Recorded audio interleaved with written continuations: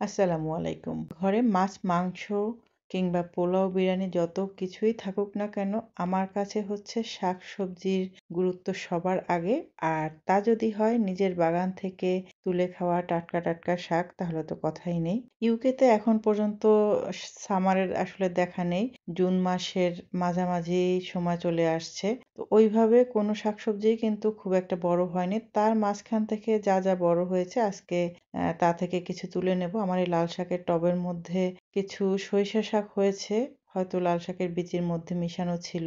তো সেই সরিষা শাক তুলে নিয়েছি। এরপরে মাটিতে গত বছরের বীজ পড়ে কিছু নোটে শাক হয়েছে, সেগুলো তুলে নিয়েছি। কিছু বতুয়া শাক তুলে নিয়েছি। এরপরে কিছু ছেঁচি শাক। মোটামুটি বেশ কয়েক টাইপের শাক আরকি। তবে এই ঠান্ডার মধ্যে খুব অ্যা একেবারে যে কম খেয়েছি শাক তা কিন্তু না। এর আগে ২ বার সেচি শাক তুলে খেয়েছি। তারপরে আলু শাক, বতুয়া শাক এগুলো মিশায়ে আরো একবার তুলে খেয়েছি। দেখুন সবকিছু মিলিয়ে কিন্তু মাশাআল্লাহ বেশ অনেকগুলো শাক হয়েছে। আসলে একটানা অনেকদিন ধরে ঘরে গোশ খাওয়া হচ্ছে। তো আমার কাছে অস্থির লাগছে। আমার একটু শাকসবজি হলে আমি মনে হয় যেন শান্তিতে একটু খেতে পারি। আজকেও যদিও গোশ আছে, তা দিয়ে হচ্ছে ছেলেদের আর ছেলেদের বাবাকে একটু বিরিয়ানি রান্না করে দেব। তো আমি ভাবছি আমি একটু শাক তুলে আমি একাই শুধু এই শাক দিয়ে একেবারে পেট ভরে ভাত খাবো।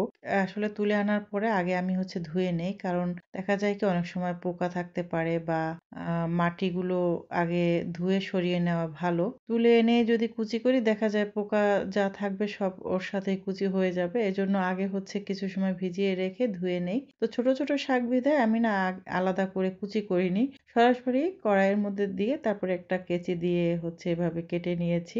আর কিছু পেঁয়াজ, রসুন, কাঁচামরিচ দিয়ে এটা হচ্ছে সেদ্ধ বসায় দেব। সেদ্ধ হলে তারপরে এটাকে হচ্ছে বাগার দেব।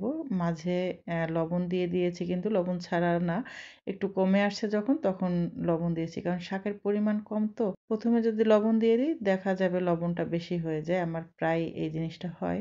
একদম সহজ শাকভাজি কিন্তু খেতে অসাধারণ মজা। আর এই টাইপের শাকভাজিতে হয় কি একটু পেঁয়াজ রসুন যদি বেশি দেওয়া হয় দেখা যায় খেতে অন্যরকম স্বাদ হয়। যদিও একটু শুকনো মরিচ দেওয়া উচিত ছিল কিন্তু কাঁচামরিচের পরিমাণটা বেশি দিয়েছি যে কারণে আর শুকনো মরিচটা দিলাম না। কিছু রান্না করব না তারপরে চিন্তা করলাম যে যেহেতু চুলার পাড়ে আসছে একটু ভর্তাও বানায় নিই, একটু লাউয়ের বিচি ভর্তা করব।